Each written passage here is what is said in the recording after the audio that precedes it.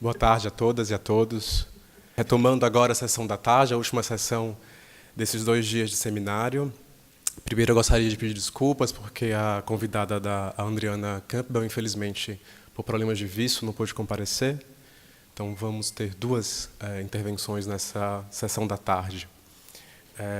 Lembrando que, por favor, quem tiver perguntas a fazer, há funcionários que estão aí ao redor com pedaços de papel e caneta, então passem por escrito, que ao final entregaremos as perguntas aos participantes. Gostaria, portanto, para iniciarmos, convidar o ELVIS FUENTES. O ELVIS é doutorando em História da Arte na Rutgers University. De 2006 a 2013, ele atuou como curador no Museu del Barrio, onde dirigiu um projeto de exposição chamado Caribbean, Crossroads of the World, compartilhado por 3 instituições, o próprio Museu del Barrio, The Studio Museum in Harlem e o Queen Museum of Art.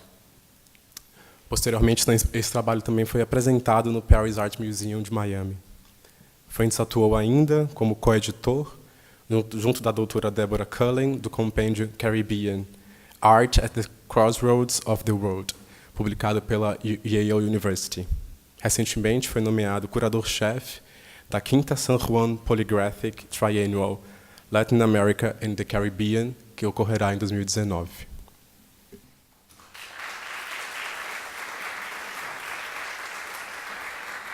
Good afternoon. Can you hear me? So first, I want to thank the organizer of this amazing symposium or seminar, especially, well, Adriano, Lilia, Andre, also, of course, Cynthia, Isabella. We really feel like a home here, and it's really been very fruitful. So I also want to clarify something, that I'm not a doctor yet. I was actually hesitant to come to this seminar because I'm actually now writing my dissertation. So this is, of course, an opportunity to take a break, in a sense, because this presentation is not linked directly with my dissertation research. Now, I must say that what I'm going to present today is a work in progress. It's a first approach to very, I would say, troublesome topic in relation to Cuban culture, which is the Cuban intervention in the war in Angola. It was a civil war right after the independence in 1975, and the Cuban government and Cuban troops participated in this war for about 15 years. This is part of a much broader research that focuses on the Cold War, which is an emerging field of scholarship, and not only on both sides of what Paul Gilroy calls the Black Atlantic, but also in Asia. I had the opportunity to participate in another seminar workshop last year at the Museum of Art in Reina Sofia in Madrid and the University of Barcelona, and I realized that Africa plays a very central role in this period when we're talking about the Cold War, precisely due to the independent processes that took place since the late 1950s and following, especially in the 1960s decade and the 70s, of this extraordinary period that led HUEY and Weist to proclaim the 20th century as the short century in Africa. As part of this research of the Cold War, I have been studying the impact of Soviet visual culture on Cuban art, which is the topic of my dissertation. And actually this really led me to start thinking about the work in Angola as part of a course that I took, in my coursework.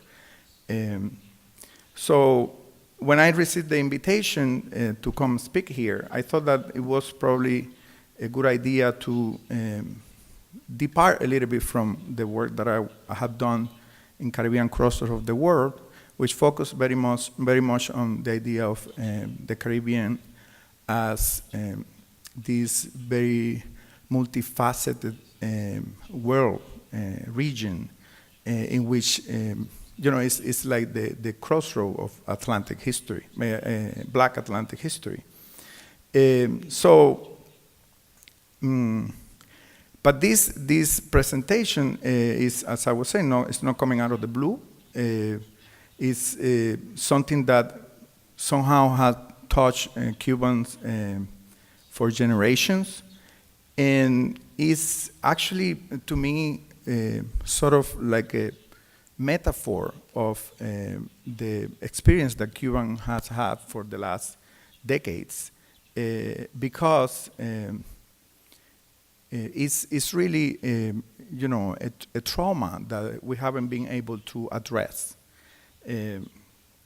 So I began looking at what happened with the intervention, the Cuban intervention in Angola, and the first thing I thought it was interesting to make a comparison.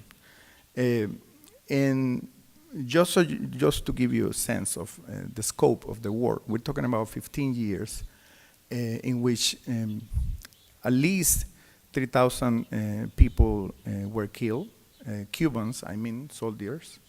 And this, of course, and when you compare in terms of the population, this amount to much more, actually, than the proportion of casualties that the United States suffered during the Vietnam War.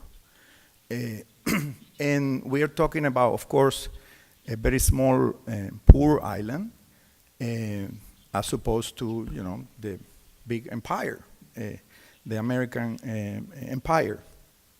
So I again wanted to start by just explaining you where this interest is coming from.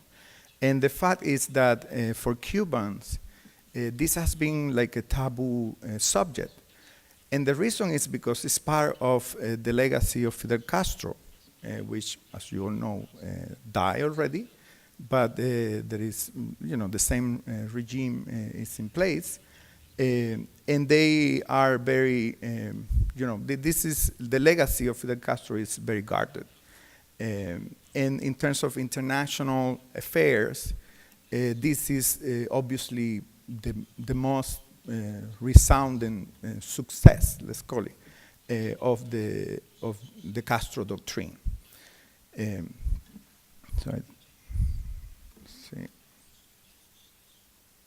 So we have here, I'm going to be showing some images, but I'm combination of reading and showing some images. This is a poster on the left of OSPAL, is the Organization for the Solidarity of the People of Africa, Asia, and Latin America. This was a propaganda arm of the Communist Party in Cuba. It was on the direction of the what was called the Directorate for Revolutionary Orientation, which was basically the propaganda arm of the regime.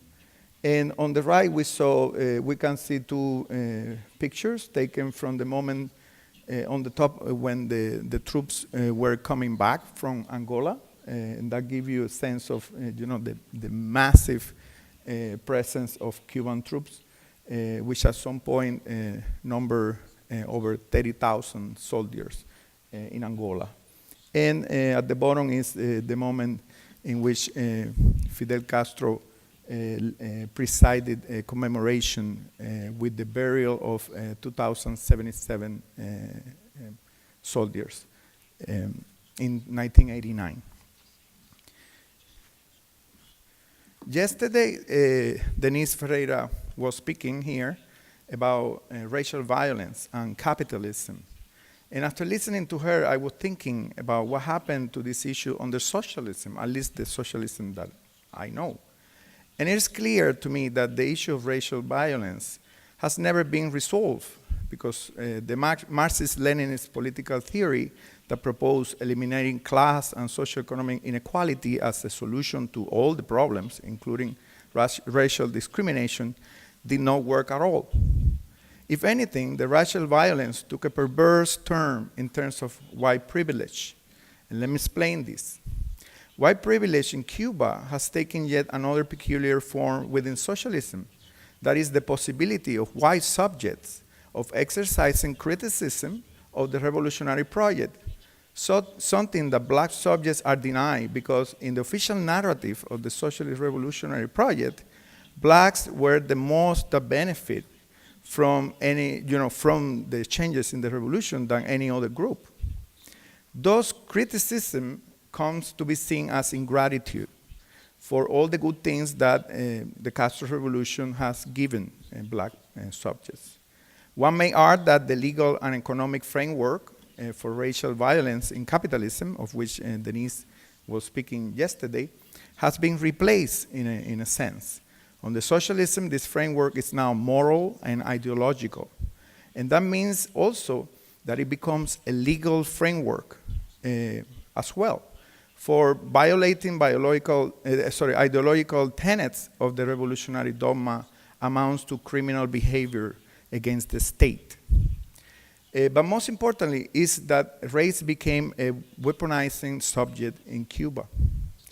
As a matter of fact, in the discourse of the revolution, claiming that Castro had given black people what they had, most notably access to education and health care, implying they were uneducated and unable to take care of themselves before the revolution, in the end was meant to create a new type of ownership over the black bodies, or poor bodies in general, for that matter. Here it's good to remember Cuban historian Manuel Moreno Fraginal, when he said that blackness in the Caribbean was not only a race, but also a status, social, economic, political. This new ownership granted to Castro, now extending to all Cuban bodies, but especially black bodies, came into play when he really used the rhetoric of brotherhood, gratitude, and international solidarity to advance his own political agenda with the Soviet Union. In other words, Castro positioned himself as the white champion of African liberation struggle, seeing himself as their savior and protector, as Carlos Moore aptly demonstrates in his book, Castro, the Blacks, and Africa. Indeed, he became quite literally the protector in some cases, such as in Sékou Touré's New Guinea and Agostinho Neto's Angola, by intervening in both countries. Once he had been positioned as the Soviet Union's best asset in Africa, Castro used his political capital as bargaining chip to obtain subsidies he desperately needed from Moscow. This is a photograph of the remnants of murals in Angola, and you can see here, of course, these three figures, right, that were, of course, associated with the war in Angola. Fidel Castro, Agostinho Neto, and Brezhnev, the Soviet president. Cuban historian Jose Luciano Franco pointed out that Africans were forcibly brought to the Americas as human combustible or fuel to run the plantation system. A century after slavery had been abolished in Cuba, the Castro regime used Cubans, not exclusively, but mostly of African descent, as cannon fodder in a war of choice to bargain with Soviet power for better treatment and privileges within the socialist bloc. Afro-Cubans were reminded at all times that this was a debt they needed to pay to Mother Africa in her struggle for liberation. And this request was coming from the leader of the revolution that had given them all they had. Now, what is something very interesting is that at the same time that they were proclaiming this brotherhood with the Africans, the Cuban government was banning the practices of Afro-Cuban religions, which is totally, of course, hypocritical. Oops. Oh, there you go.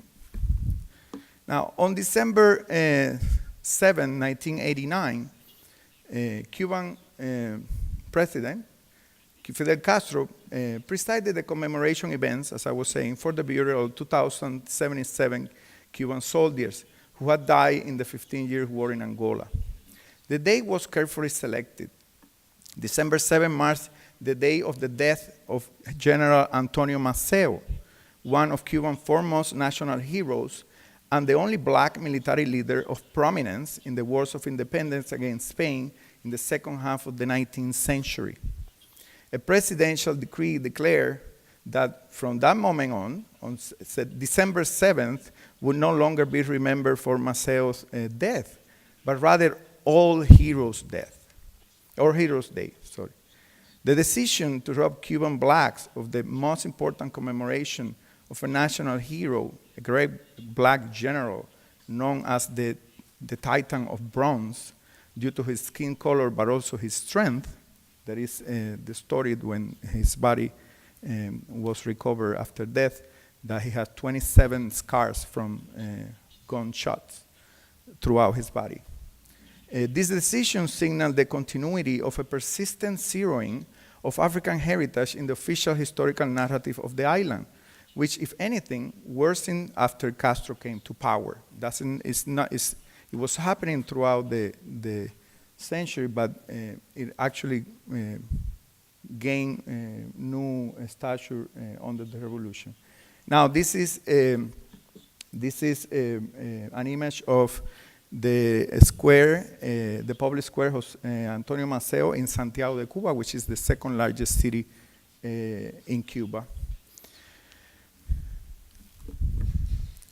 Already, the national narrative had displayed the role of Afro-Cubans in the War of Independence to a second plane. In the axiological structure of the national pantheon, José Martí stands alone, here on the left. A white intellectual and politician, Martí is presented as the antithesis of Maceo. There were, in fact, disagreements between Martí and Maceo over the leadership of the War of Independence in 1895. Martí wanted a civilian leadership overseeing the military, and Maceo argued that only generals win wars. Despite his many war successes, however, Maceo was never credited with being a good strategist, military strategist. This honor fell onto another white man, the Generalissimo Máximo Gómez, here on the right bottom, originally from the Dominican Republic. Soon Maceo became the near irrational figure of the warrior, whose fame was cemented on the call a degüello, to beheading, a charge to behead Spaniards using machetes, the tool turned into a weapon which former plantation slaves knew to handle very well. And if you remember from the plaza, this abstract structure resembled the machetes, and it was intended with that purpose. Sorry. Thus, you can imagine how disheartening for Afro-Cubans might be that the almost model of blackness is now collapsed with all heroes because they were fighting in Angola. To me, this seems a lot like the racist cry of all life matters that we saw recently in the United States as a response to Black Lives Matter. By the way, the other significant day, Maceo's birthday, has been already co-opted because that's the same day that Che Guevara was born. So another international white, in this case, also handsome hero taking his place. Another important precedent of the erasure of blackness is in the national narrative is the massacre of over 3,000 members of the Independent Party of Color in 1912. Many of the leaders of this party have been freedom fighters in the War of Independence and launched a movement to guarantee the rights of blacks in the newly founded republic. They were met with ferocity and ruthlessness by the same white military with whom they have fought against Spain. This image on the right shows the corpse of one of the leaders, Evaristo Estenos, surrounded by soldiers. I must add that this dark episode in the history of racism in Cuba has only recently become a topic of interest for scholars. And this is, one of the signs, in terms of the scholarship, of that really paradox that, while the Cuban Revolution was presenting itself as a redemption of the black population, there was nothing never published or a study about this very dark episode of racism, even though this was way before the revolution. So after this background on racial history in Cuba, I want to go back to the topic of this paper, which is, of course, the Cuban war in Angola, and how the government was using this troublesome history to really co-opt and develop a discourse in favor of basically attracting black Cubans to participate in the Angolan war. So you can see here the map of Angola. In Cabinda, right on top, is an enclave. It's like a province of Angola, and that's where the first battle took place. On the right, you can see a photograph of some soldiers there, but what is important is actually the sign, which is, it says, "De Cabinda ao Cunene un so povo una zona sound." Sorry, you understand better than me, I'm sure. So this is a phrase that was launched as part of the national campaign, right, to talk about the fact that Cabinda was part of Angola. And it became so famous that in Cuba, actually, that there were musical groups that played songs about that. So as Carlos Moore points out in the book that I just mentioned, Castro built his profile in Africa in order to utilize it as bargaining chip before the Soviet Union, which had proven unsuccessful in their attempt to put a foothold on the region after Sékou Touré had shifted sides. Spread from the OAS early on, Cuba became a pariah among Latin American nations and that were closer aligned with the USA. And therefore, Castro saw the possibility of ascending as a white benefactor and leader of the Third World, especially in Africa. And what is interesting in one of the stories that Fidel visited Guinea for the first time to visit Sékou Touré, and there was a lot of coverage in the press in Cuba about this visit, and at some point he said that he was really impressed that the Africans has a culture of their own, like literally, he said that. So that's recorded. So indeed, as I was saying, the war in Angola became a traumatic experience due to the fact that the military service was mandatory in Cuba. And most soldiers that were sent to deadly mission had only a few months of military training. The amount of resources devoted to the war has never been disclosed. This is something that, it was a proxy war, so it was really sponsored by the Soviet Union. So in many cases, the resources were directly associated with that. And of course, that the archives and everything that relate to the war still is, on the Cuban hands. And the Castro regime now, his brother Raúl Castro is the president, as you know. So in terms of the propaganda that was built around not only the work in Angola, but also in general, all the liberation movement in Africa, I wanted to point out this paradox, right? That at the same time that internationalism, as opposed to globalism, intended to really highlight the importance of nationalities in this dialogue between nations. They, as you can see here, they were appropriating imagery related to traditional cultures and of course with weapons. That was very, a very clear expression of Fidel Castro doctrine of the armed struggle, and you can see that in this case there is also a portrait of Lumumba. That was another type of design that was developed as part of the OSPAL, right? The reproduction of portraits of some of the leaders of these independent movements.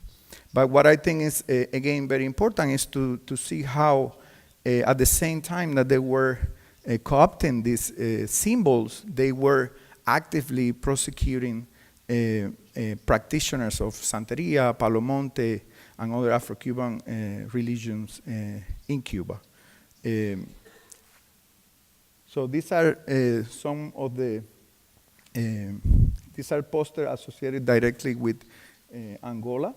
And again, it was a massive campaign. We're talking about dozens and dozens of posters. So I think I always think, in terms of exhibition, I'm a curator, so I always think of ahead of possible clusters, right, of exhibitions. So I think that this will be a very interesting story to tell, of course, the OSPAL as a very interesting project, of course, of propaganda. In terms of, production of images within the war, there is the case of at least 2 Cuban photographers that have published about this. One is Ernesto Fernandez Nogueras, who traveled to Angola in 1982, and these are some of his images.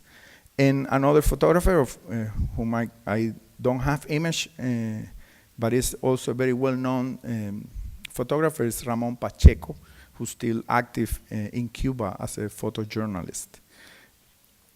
Now, in terms of, you can see here some images just as reference about, the weaponry that still remains in many cases in Angola. Many of these, craft were basically abandoned there when the army left. Now, in terms of the artistic production, beyond the photos and the posters, there's at least, I picked 4 different artists. I have to point out that there is I made a mistake here. I wrote down ABTB as the author. Is actually, that's because there was a group that was called ABTB of 4 members, but this work was made by only 3 of them. So it's Jose Angel Toirac, Juan Pablo Ballester, and Tanya Angulo, because the 4 members of ABTB have abandoned the group. Now this, you can see here, frontal image of this painting is a triptych, and it was presented for the first time in 1994. Now these are this group of artists. One of the artists, Jose Angel Toirac, still is in Cuba and is producing now with his wife, and we're going to see another work later. It was a group of artists that was basically working only with information that was official, and that was part of their aesthetics, idea, right? It was just working with information published in the official newspaper in Granma. And these are images taken from the moment of reception of the Cuban troops when they finally came back home. And what they did was basically copy the images of these, that were published in the press, following with this triptych the idea of genres within religious art. And this is something that this group and other artists have done before, is this study about the connection between the imagery that is produced by the revolution in terms of dialogues that established with especially the Catholic tradition. So in this case, of course, replacing the virgin, right? But you have here mother and child, in this case, father and child. The procession of the Savior, right? Of these soldiers descending from Aeroflot, the Russian, the Russian plane, holding the picture of Fidel Castro. And on the right, the two, these two soldiers that the artist said that it was a reference to Adam and Eve. So again, using this idea of the biblical myth. So you can see here that is this type of imagery, right, in which children appear side by side with the soldier is something that was very typical of this decade, of the 1970s, the moment where the Angolan War was taking hold. This is on the left is an image by Nelson Dominguez.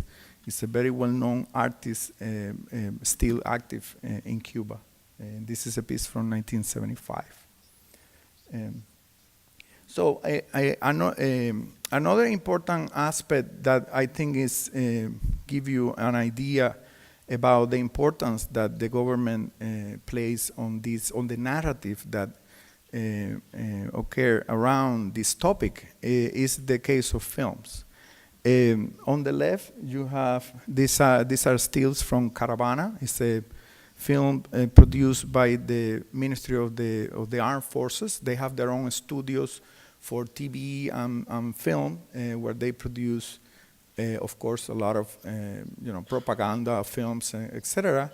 And this is these are stills that show two moments in which the soldiers are interacting with, Cubans are interacting with the local people in Angola. And the one on top, as you can see, is a bunch of kids that were basically cheering at the soldiers that when they arrive to the village. So obviously very much in a very typical Hollywood kind of scene where the saviors are received, the liberators are received, and at the bottom is a very interesting scene that dealing with one of the major issues that relate to the war in terms of the interaction with the population, which is on the one hand the black market, the trade.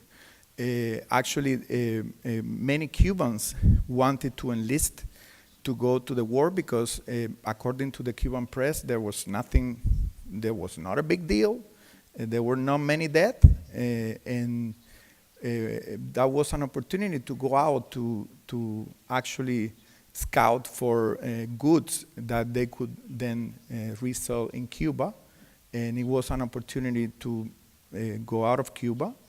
And this is a sequence in which this soldier that is half dressed as a civilian and half, the bottom part, the pants and the boots are of a soldier, but the bottom part is as a civilian, and he's interacting with this woman, basically trading salt. He has salt, she has chicken, and at some point he's offering her, in exchange for the salt, he's asking her for sex.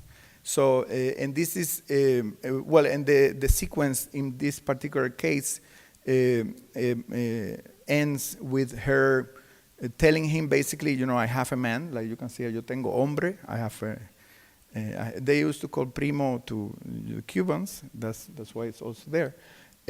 But after he touches her, she basically smacks him down with the chickens. And he had to run away, and then some soldiers intervene, and he's taken away, and all of that. And then, of course, this when you have a scene like this in a movie that is propagandistic in purpose, you can tell that underneath there was a big issue, there was a big problem of this, of rape and violence associated with the Cuban troops in Angola, many of which, these type of stories were part of the, urban legends, were part of what people talk about in Angola, but in Cuba about Angola, but were not necessarily addressed, of course, in the press or anywhere else. And on the right side, this is a still image of a film that is called El Encanto del Regreso, and that was my title, is the Disenchantment of Comeback, right? This is The Enchantment of Comeback, which was a film that was produced by the same studios of the Ministry of the Armed Forces, with the caveat that it won many prizes. It won the best film at a contest in Cuba, but it was shown only the night of the awards, when they were given the prizes, because this film came out in 1991, in October, specifically October 27 of 1991, and it deals with the war in Angola just tangentially. It's the story of a soldier that comes back after 2 years in the war, and he basically finds his family falling apart. The family home, there are many problems, and there are some scenes that, although that was not discussed in those terms in Cuba at the time, there was something that you can associate with post-traumatic stress disorder. And this is something that, again, is never been discussed either in the literature or in the press in Cuba. There is one case of an artist that was active in the war in Angola, Jose Bedia. He was part of what they call the art brigades. There were art brigades going to Angola. They were mostly formed by writers, but mostly musicians, of course, very important actors, but also painters. And in the case of Jose Bedia, I interviewed him about this. He witnessed actually one of these cases of rape, in which he and some fellow soldier intervened and were able to stop rape from happening. But that was something that, again, for which he was also treated differently by the soldiers, because that was, in a sense, a common practice, and you wouldn't, better you wouldn't intervene. Now, in his case, he told me that basically the work that they were doing in Angola was painting murals, and in particular, there was an interesting structure that they call the center, the political hall, something like the political hall, Agostino Neto Jose Marti, where the soldiers gather for, board games or, basically to hang out. But what was interesting is they would decorate all this hall with paintings of heroes or, heroic scenes, things like that. Also with famous phrases by the martyrs and the heroes. And all the soldiers were required to use that room when they were writing the letters to their families. And of course, apart from all this letter being screened by the security of the military, because they didn't want much information to go to Cuba, to the families, the soldiers were, again, as I was saying, were required to use this room that was supposed to create a positive feeling of, patriotism and solidarity with the Angolan people, et cetera, et cetera.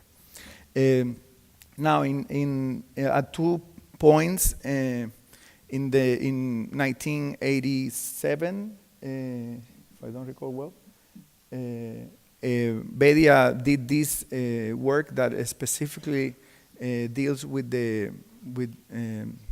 Angola, and it's a design of a toy that he created for Angolan kids, and it's accompanied by this text that is very interesting because it's obviously speaking to the situation in Cuba, this situation that I was mentioning about the non-acceptance and sometimes active prosecution of practitioners of Afro-Cuban religions, in which basically the texts say that, well, I think that it would be great for Angolan kids, the new men, that's, you know, in the phraseology of revolutionary discourse, the new man was really a big deal, right? Was the person coming out of this liberation process. But he basically said that the new man should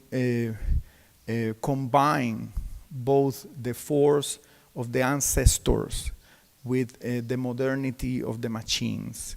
And that was something that, of course, spoke very highly in terms of his own situation, because Bedia was a practitioner of Palo Monte and still is a practitioner of Palo Monte. He's now living in Miami.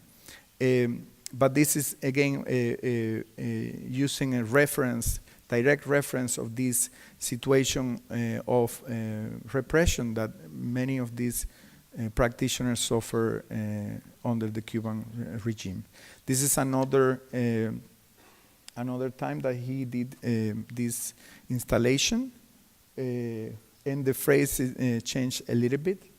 In this case, is mostly focused on, well, it's the same idea, but it reinforces this idea of the ancestor being actually helping more the modernization than the other way around. So at some point, he actually changes and start giving more importance to traditional culture and the culture of the ancestor. And that is something that also happens in his work overall.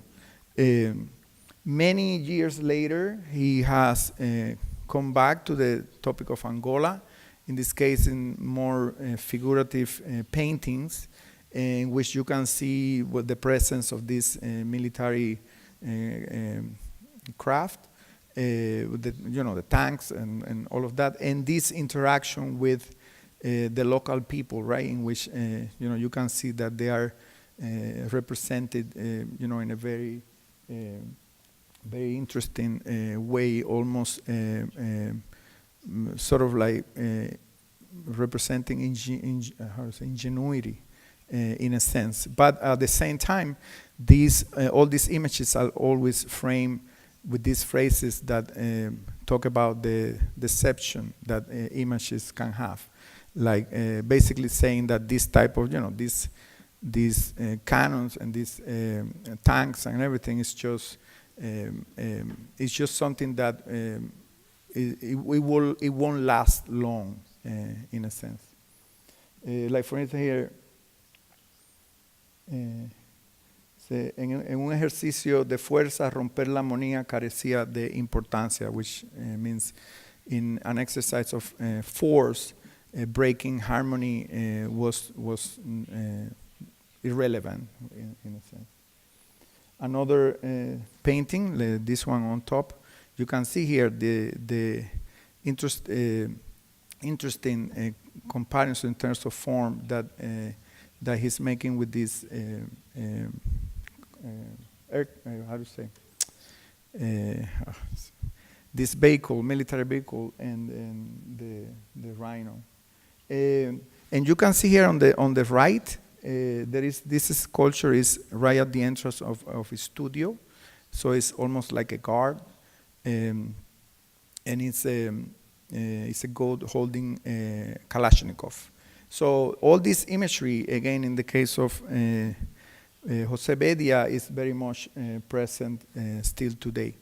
Another artist, and I have, I don't know how much time I have left, but I have two more artists that I want to show. One is Carlos Garaycoa, who has a very different approach to Angola. And in general, he was invited in 1997 to participate in, a meeting of, as part of a residency with three artists, one from South Africa, one from Angola, and one from Cuba. He was invited to be the Cuban artist to talk about the war in Angola. So in preparation for that residency, he interviewed people that have been in the war, telling their stories, basically. And what is interesting is that Garaycoa was not in Angola. He was not in the war. So for him, it was really important to work in the sense of recovering these stories and giving image to something that basically, the Cuban media, the Cuban government had relegated to second plane. Because as I was saying, there was very little in the press that referenced the war. And people even have this idea, very wrong idea, that Angola was a safe place and they could go there just to trade goods and come back. And actually, right when the first popular markets were established in Havana and throughout Cuba as well, but especially in Havana, they were called candongas.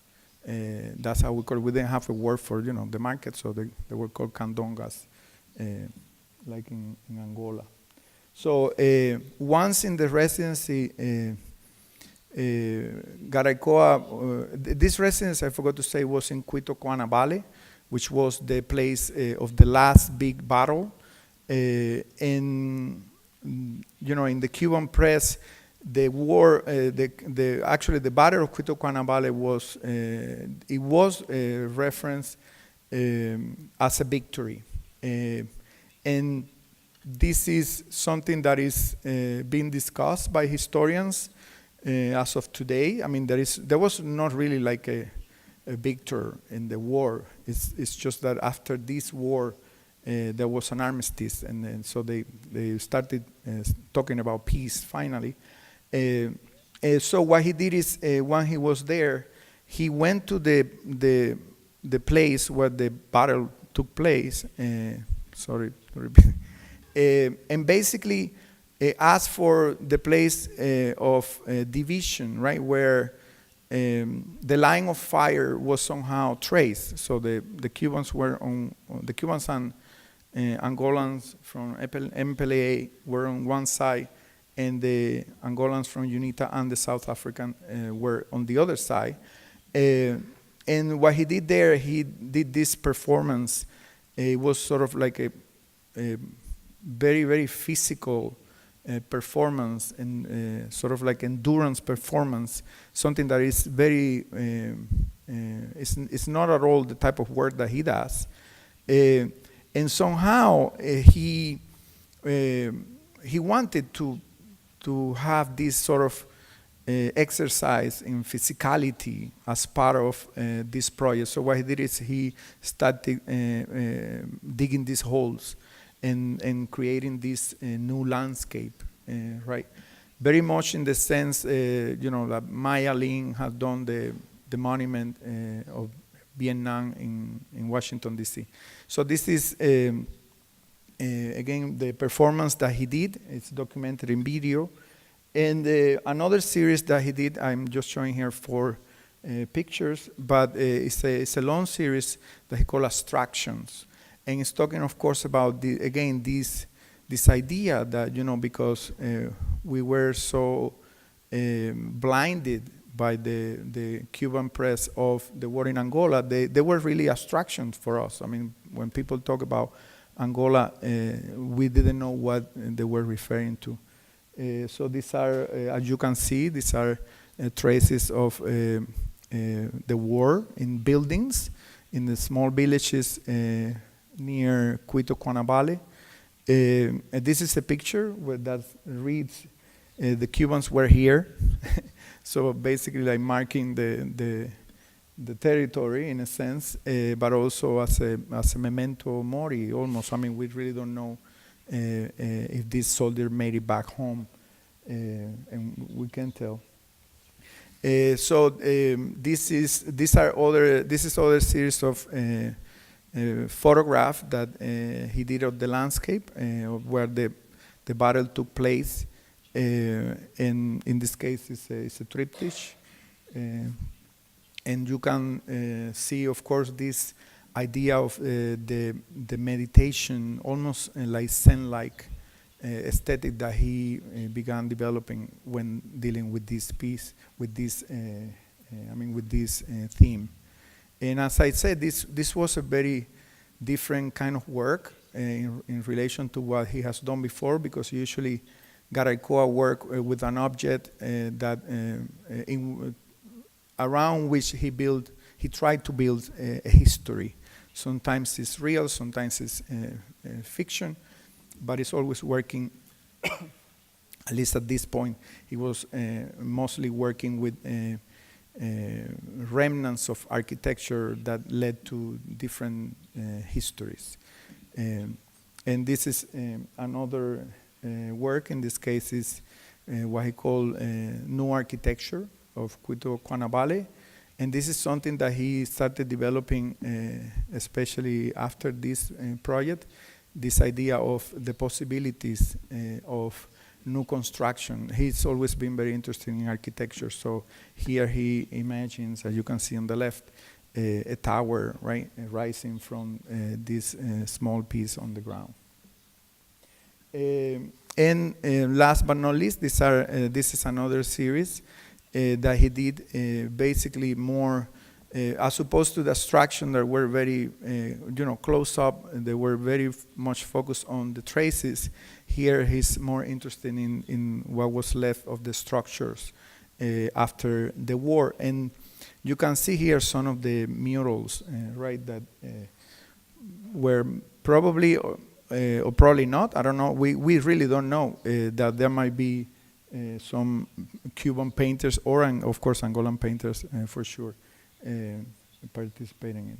So going back to Toirac, now Toirac is, 2 years ago, Jose Toirac and Meira Marrero made this work. It was an installation dealing specifically with the issue of the disease in the war.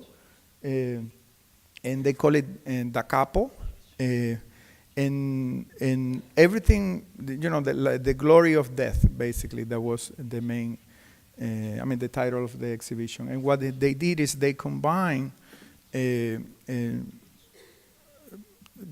images taken from the press, images taken from, what was published at the time, some of the materials that the soldiers were using.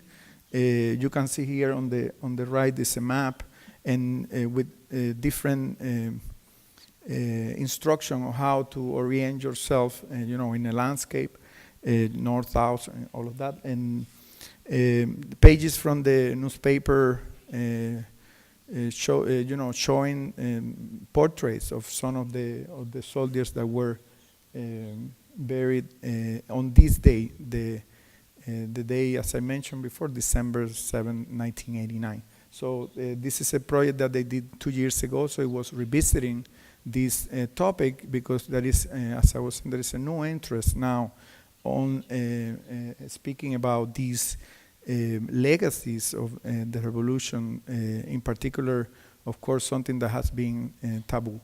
I really love the poster of the using this container for water. We call it cantimplora. I don't know how it will be in English. It's just for drinking water, but it's placed in a way that resembles a mask, right?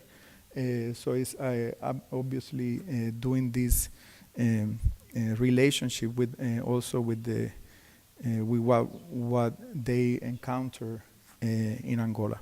And one last artist, Adonis Flores, is a very interesting case, and I see here a generational shift, entirely different. He's a much younger artist, and he was at the end of the war, there was no war. He was in Angola, but the war had already finished. But they were in the process of withdrawing, and he's here shown with other soldiers. Okay, yeah, perfect.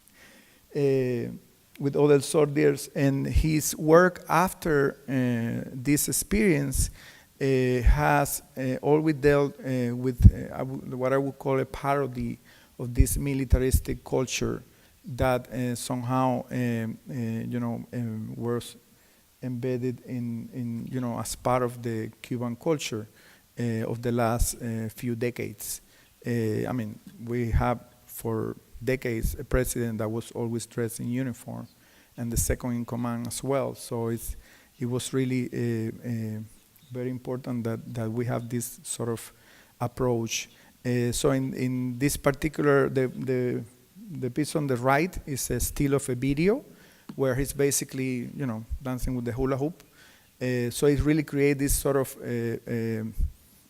cross session, right, of imagery associated with hypermasculinity and all of that. But in the case of Adonis, it's really doing this very playful thing. And of course, it's a game of the section as well, because he's not a gay man, a gay artist, but he is somehow dealing with those codes very much as a sort of camouflage, right? That allow him to talk about issues of hypermasculinity and part again of this militaristic culture in Cuba. So that's all I have. So I think it was good on time. Thank you very much.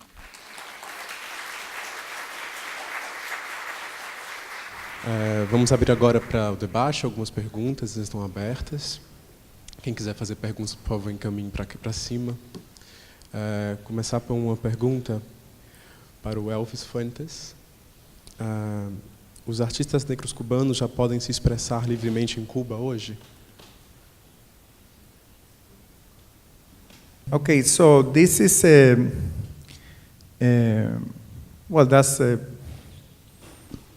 a tricky question, let's say, because according to the official discourse, the cultural policy of Cuba was established early on in 1961 by a discourse by Fidel Castro, where he said very clearly that within the revolution, everything, outside of the revolution, nothing. So basically the same principles of policing in terms of any type of activity applies to art.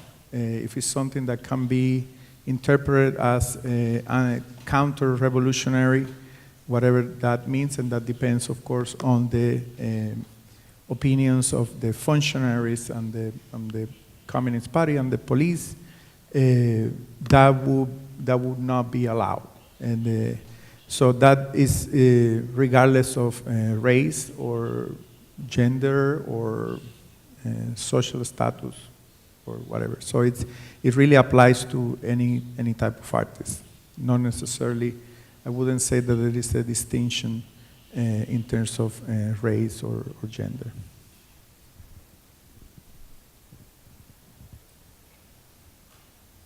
Uma pergunta para o Rio que chegou.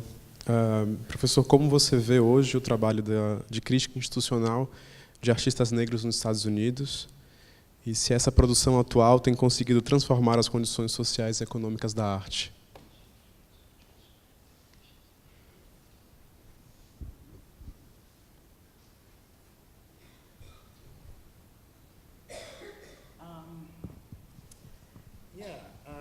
That's an interesting question. I mean, I think it would be a high task for any kind of artist in any conditions for their work to be expected to shift the conditions of the art market, since we know capitalism is a labile and many-headed hydra that can adapt to any form of resistance or mode of articulation and immediately co-opt and deploy it, or if not immediately, very quickly. So I think for me that might be a bit of a high bar to ask of any kind of aesthetic practice, but I think artistic practices, particularly by Black artists, can alert us to, through their playing with and on the relationship between art objects and Black bodies, as Leigh so brilliantly does in that conflation with To Disembark, with the ways in which all kinds of markets, whether they're artistic, cultural, or other in the space of capitalism, continue to take that body as a site of extraction for the production of value. So can artists reveal and articulate and show that market and its limitations? I think they can. And I think that there are artists that have, figured out ways to carve out spaces for a relative degree of autonomy for themselves. I think David Hammonds is a kind of fantastic example, able to engage with institutions in the market on his own terms, in part because of his consistent refusal of them in terms that are not his own.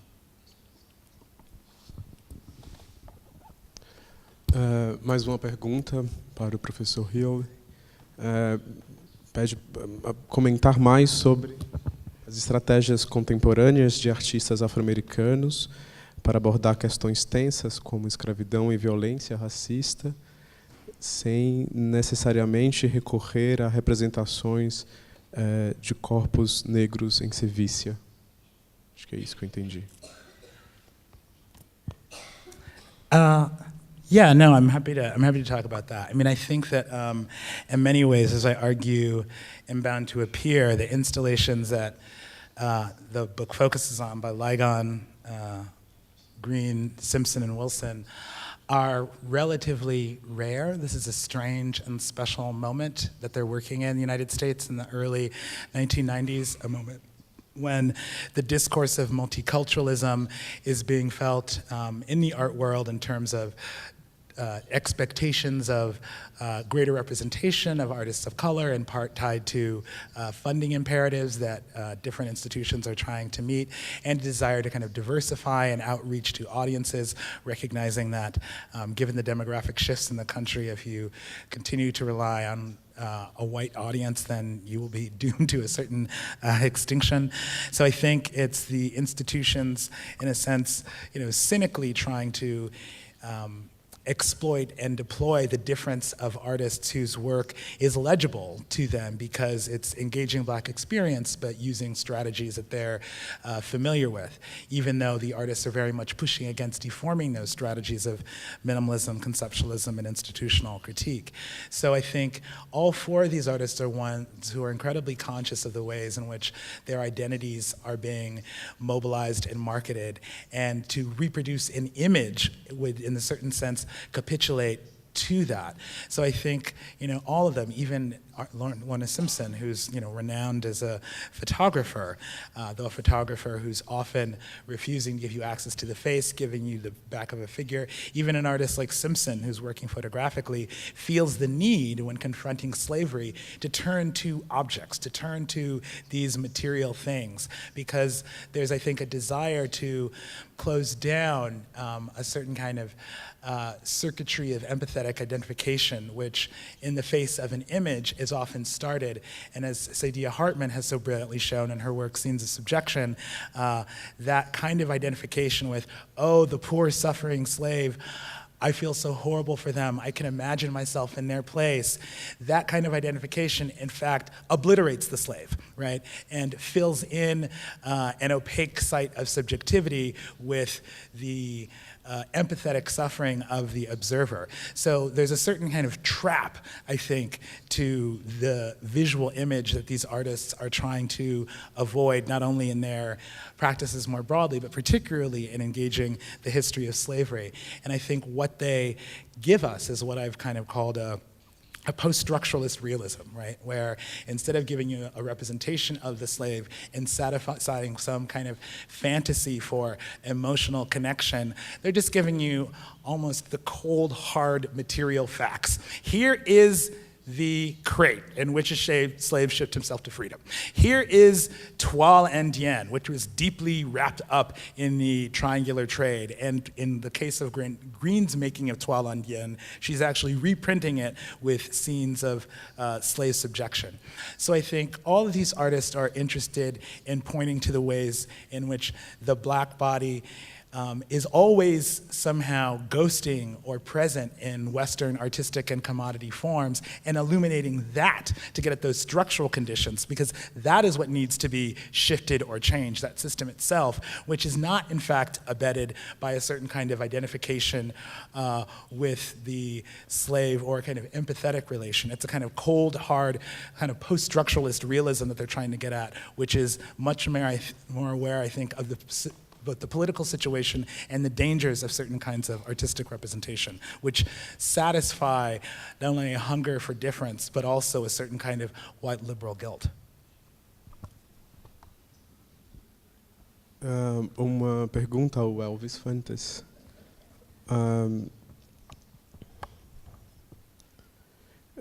Pedindo que o senhor comentasse um pouco sobre a estratégia de retorno a traumas nacionais em outros episódios da história cubana, especialmente a partir de uma Cuba pós-Fidel e da produção de artistas cubanos fora da ilha.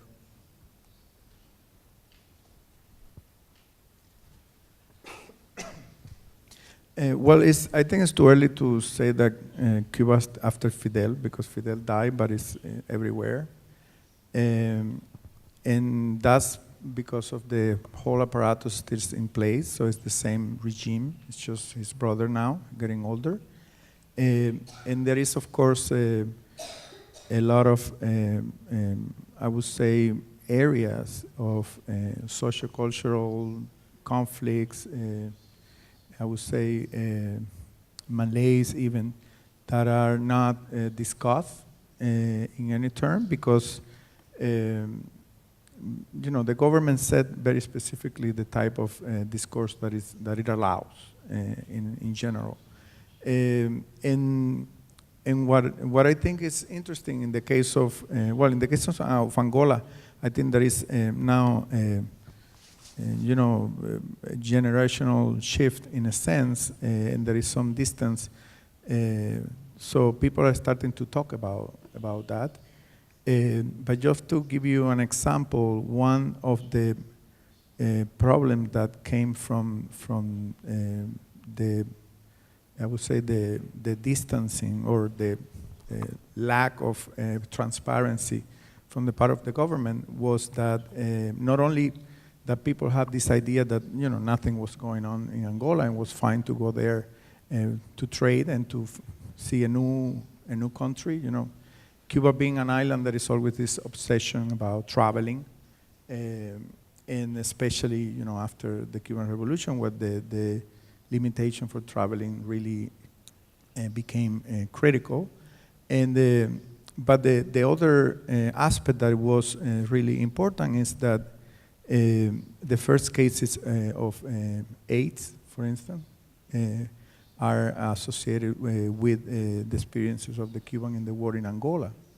But because of the politics and everything, that was never recognized in the press. I mean, it was something that people knew on the street, and they would be warning the soldiers, the children going. I mean, we're talking about very young, not children, but very young adults going out there. And all these episodes, of rape, and sometimes, of course, consensual sex and all of that. But there was something going on in terms of the AIDS epidemics that was not part of the type of information that the soldiers were given. So in a sense, that was another aspect that I forgot to mention, because of course there are many things. Now, in terms of other traumatic events, I think there's so many that, and we're really not allowed in Cuba. I mean, I live outside Cuba. I've been living for 15 years, so I can't do this kind of discourse, but people living in Cuba, of course, find it much more difficult. But there is a growing, I think, scholarship around many of these issues. And the War of Angola is just one, but let's take, for instance, the Mariel boat lift, the big crisis in 1980, that, you know, by means of which 125,000 Cubans migrated in a few days, basically, to Florida. So it was really almost like an anthropological trauma. All of a sudden, so many people live in the island, and now that is something that is being discussed, because you probably all know Scarface, right? The Scarface, the film, right? That somehow came to became almost like a symbol of what this Mariel migration, the type of people that, according to the Cuban government, they were living for the U.S. And of course, that is something that play very well into the stereotypes of the Cuban government, associating the people living the revolution as criminals and as low lives, right, in general. And when we all know, of course, that that's not the case. There were some criminals with the people that migrated during the Mariel boat lift, but the majority of people were, you know, people looking for opportunities, basically, that they couldn't find in Cuba. And one of the important aspect of that particular episode is that for the first time, the migration was very mixed in terms of race. So there was really a variety of different, you know, people, mixed race, blacks, also whites, of course. But up to 1980, the majority of the migration was white. So it was very playful. I mean, sorry, it was very how to say. Easy to play onto the narrative of, you know, the Cuban Revolution being some sort of like redemption of the oppressed, of the black population. So these are many episodes that now we're starting to unpack and study, and that's, you know, that's because there is so many of us now outside Cuba that have access to archives and and of course it's still very limited, because there are many of the archives that still are on, you know, under the Cuban government's custody, and until we don't have access to those archives and files, it's very hard to really revisit some of these episodes. Mais uma pergunta para o professor Ewing, que se diz: você acha que imagens históricas, pinturas, gravuras e fotografias com cenas de sevícia não devem ser expostas? Não expor esse tipo de material não consistiria em um apagamento, esquecimento?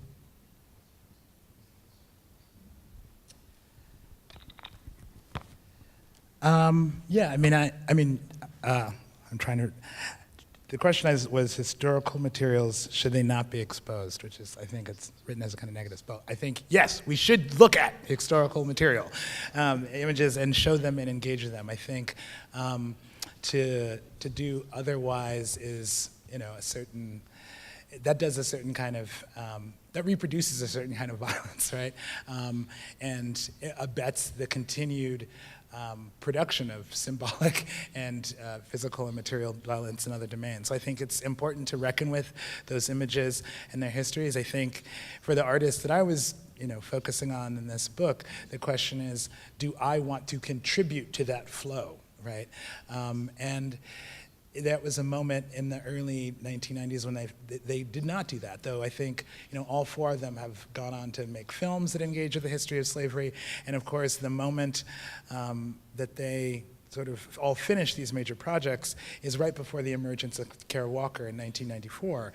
And of course, she's spectacularly immersing us in phantasms of, and fantasies of abjection.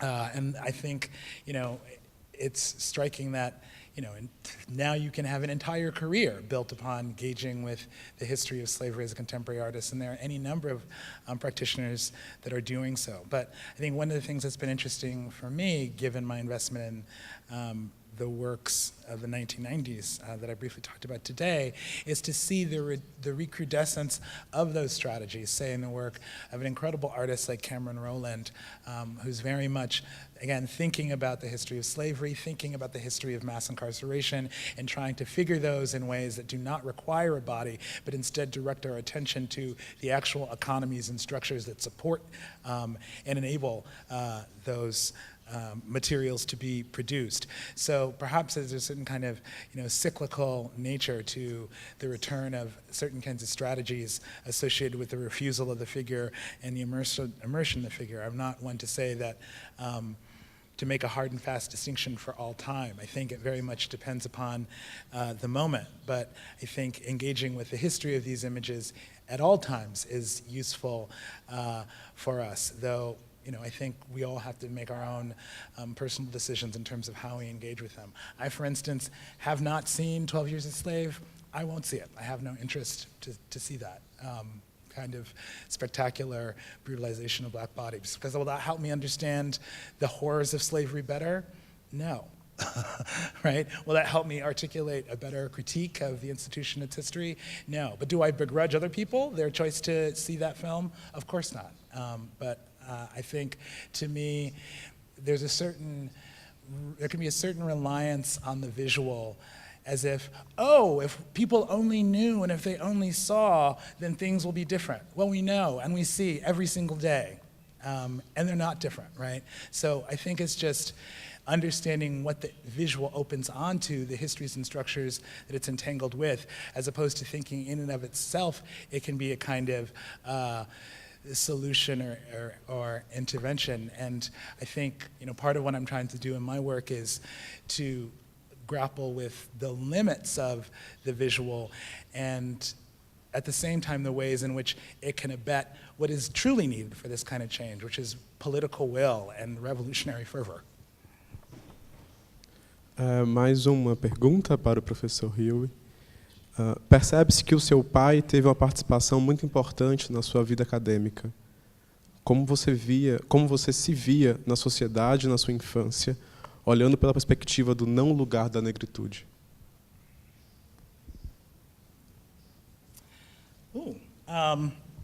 That's a really interesting question. I think, well, I'll tell a story. I think maybe I can tell a story that speaks around that question and starts to answer it. So when I started university, I intended to major in physics, which my father, who is a statistician, was very pleased with. And then I decided to major in art history instead, and that just was like, oh, really? It wasn't like it was a catastrophe or something. They were still very supportive. And then when I decided to do the work, the art historical work I was doing, focusing on black artists, queer artists, my father thought, well, can you get a job doing that? Shouldn't you be writing on Manet or some French dude like that? So he, had this worry, for me about my survival, and also an awareness of the ways in which a certain kind of racism and homophobia would now be redoubled against me because of the work that I had chosen to write about.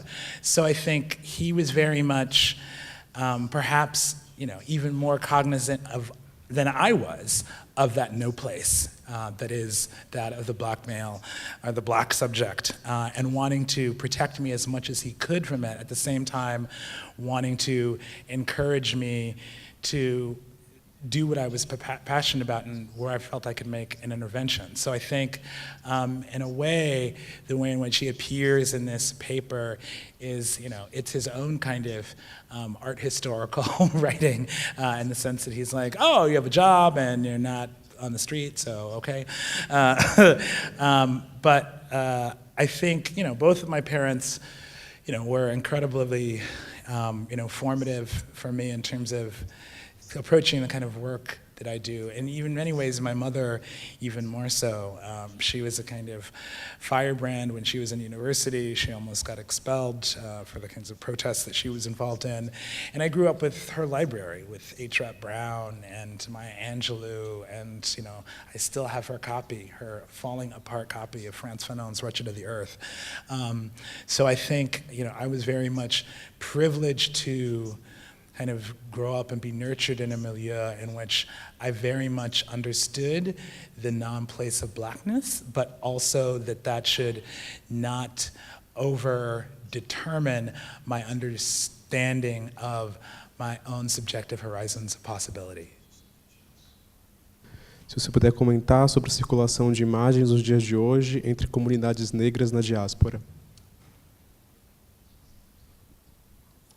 Yeah, no, I think that's a really interesting question. So, Marcus Wood has an essay that's really focused on Anastasia that was in a special issue of Representations that I co-edited with Krista Thompson that came out in 2011.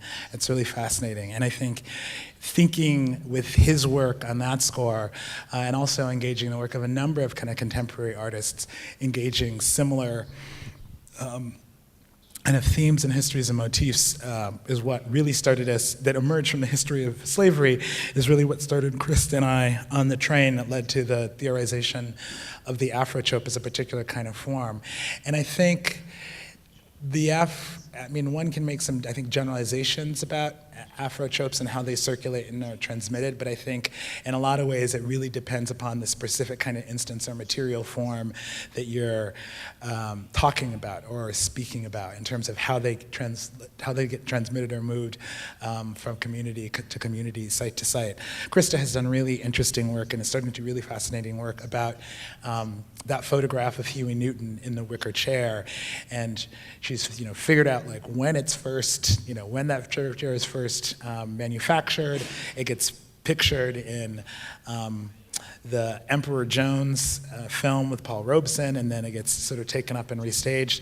And she's started to do really kind of fascinating research trying to understand the way in which that image in its visual appearance has effects that we can track in Nassau just as much as we can track them in New York. So I think, but part of the thing about the kind of Afro-trope is it requires, I think, a certain kind of archival scrutiny that perhaps art historians aren't necessarily practiced with in non-artistic materials, but it also at the same time is about realizing the limits of that kind of archival drive. I think as my talk was trying to illustrate the slipperiness of trying to find the origin or the actual original I'm a Man poster is quite difficult, because in many ways these are kinds of transmission and sharing that are happening through photographic technologies and exchanges where one doesn't necessarily have to have seen the actual poster or been present, but perhaps seen an image of the poster,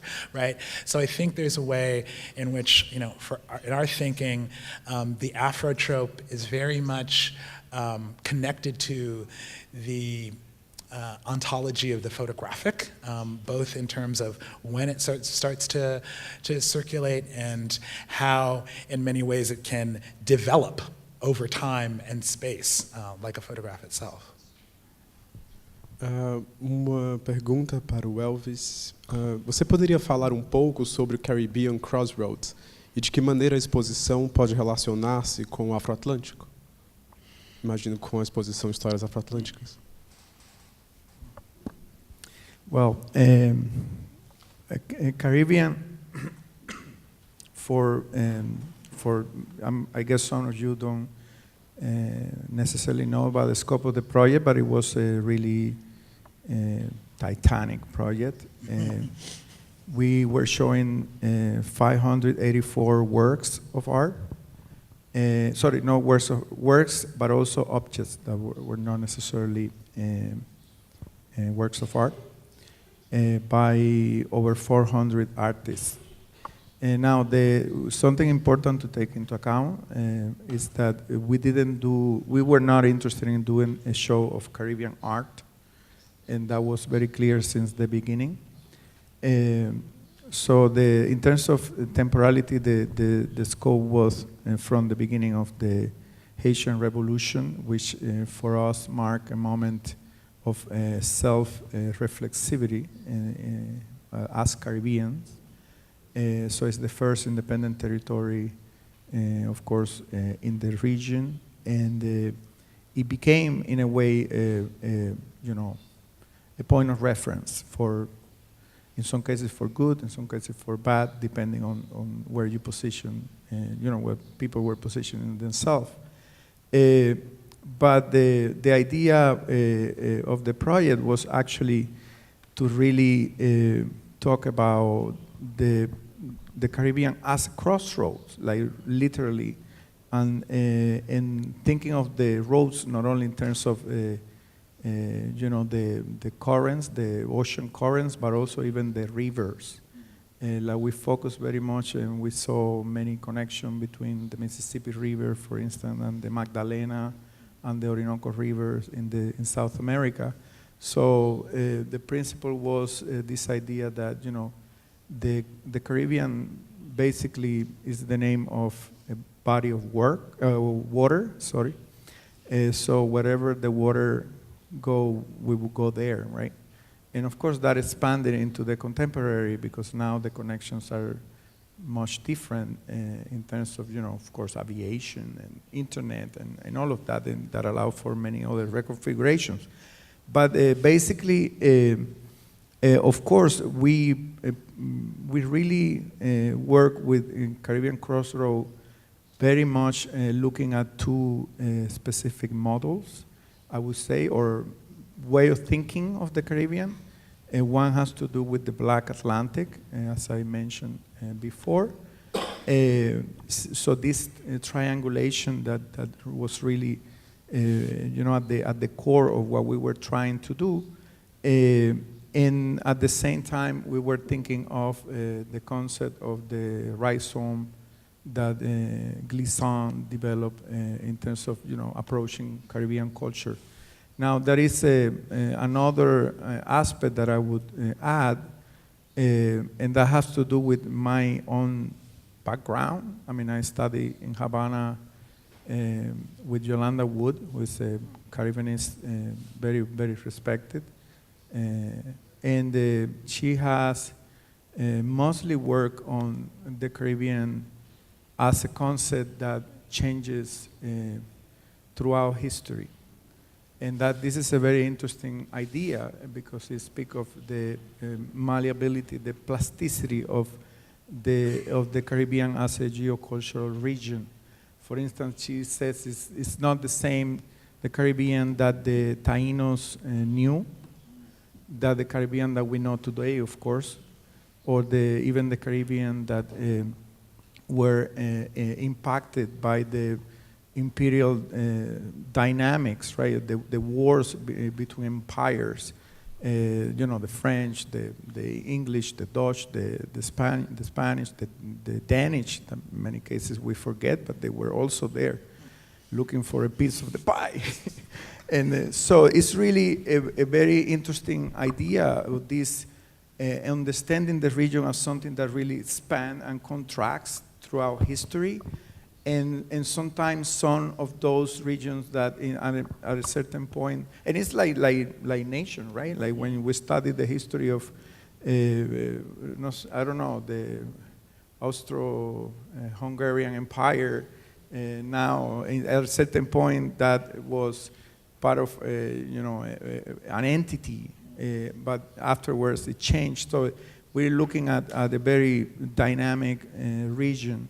And so for us, there was another important element that we were operating from New York.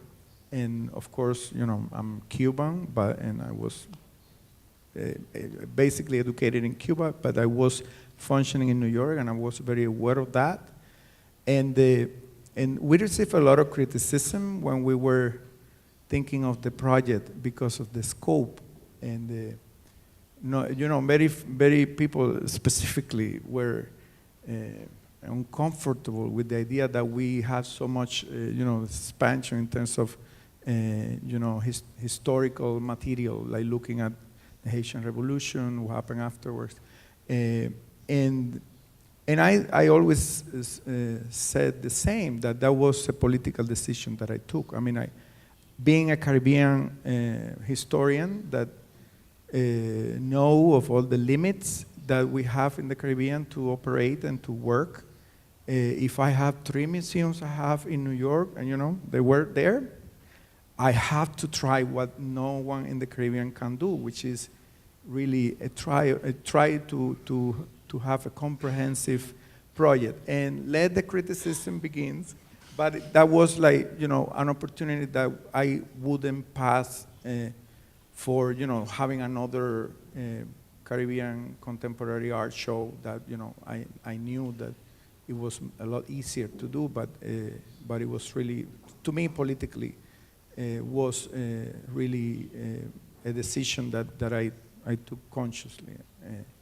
So, and then in terms of the Atlantic, of course, as I was saying, this was from the beginning understood as a project that was basically dealing with what Derek Walcott, that was mentioned here today, used to call the American endeavor. And he tried to, you know, he always was trying to bridge some gaps that in some cases are really very difficult to bridge. And he, at some point in talking about his experience of American culture, he said that in the end there was a lot of commonalities between the Caribbean and the Americas and the Americans because of this idea of, you know, we are all in this new enterprise, right, in the new world, like trying to reconfigure and rethink of all the many mistakes, let's say, that the old continent and the, you know, did. And of course that also is problematic because it's a very Eurocentric perspective, but thinking of that as an opportunity to open to those type of dialogues. So I don't know if that answered the question, but I think, you know, I don't think we have much time. So. Muito obrigado as respostas e as falas. Encerramos aqui nosso seminário por hoje. Lembrando que no ano que vem, quando estrearmos a exposição, terá um 3º ciclo de seminários lá no Instituto Tomiotaki. Então, muito obrigado a todos os participantes, muito obrigado a todos que vieram assistir a esses 2 dias de seminário. Até mais.